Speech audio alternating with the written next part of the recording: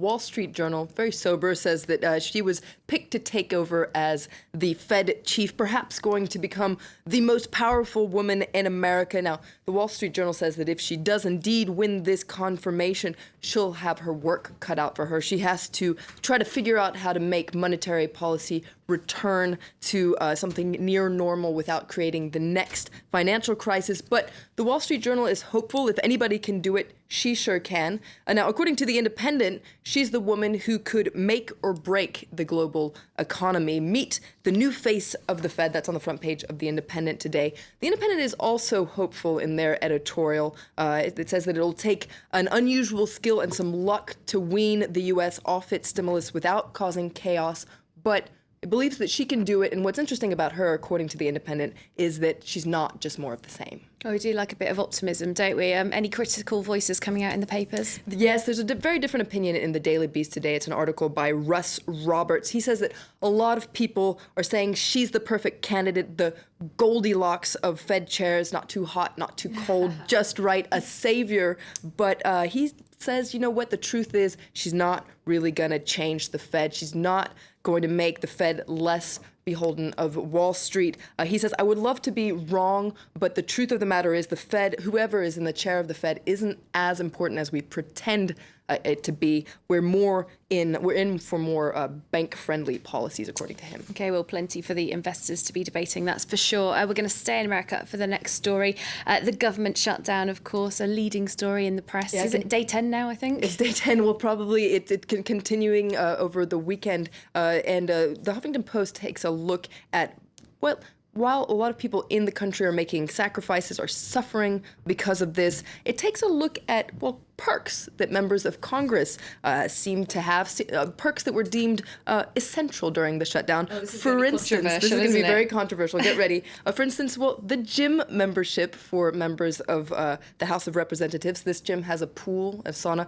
They won't have towels during the shutdown, but taxpayers are still paying for this gym to be cleaned, etc. Also, there's this little subway system that runs under the Capitol between the House of Representatives and the Senate. It's a 30-second journey, but they won't have to walk anymore. They can still keep taking that little journey. But things that were deemed non-essential were, for instance, cleaning up toxic waste sites. The Huffington Post wonders, well, who needs that really? The shutdown is also being looked at in the International Herald Tribune in a cartoon that's looking at the consequence that all this has on America's image abroad. And you can see there on the TV, America held hostage, but who's watching TV? And a nice little crew there of Kim Jong-un, Bashar al-Assad, Rouhani, and, well, someone who looks like a Taliban, and they're all laughing their heads off. Seems like America's doing their dirty work for them. Oh, dear, indeed. Well, moving on to North Korea, angry that Switzerland won't be supplying them with ski lifts for their first luxury ski resort. I didn't know North Korea had luxury ski resorts. Well, they're planning on having one. You can read all about it in the New Statesman. Now, Switzerland pulled out of this deal recently because it cited sanctions on importing luxury goods to North Korea. Now, ski lifts are luxury. Ski lifts are seen as being a luxury good, and so North Korea says, you know, what Switzerland is doing here is abusing their human rights. So that's quite strong words from North Korea. A lot of the media says this seems like a childish tantrum from Pyongyang, but it might be an indication that sanctions actually work. Sanctions do manage to annoy Pyongyang. Now, this ski resort is supposed to open today, but a lot of media says it's not clear whether or not it'll be complete. First of all, they don't have ski lifts, so how are you going to open a ski resort? A bit of a hike up the mountain and then a ski down, isn't it? Well, finally, just got time for talk of an election mishap in Azerbaijan. That's right. Now, Azerbaijan isn't seen as being a model of democracy, but this seems to have gone a step further.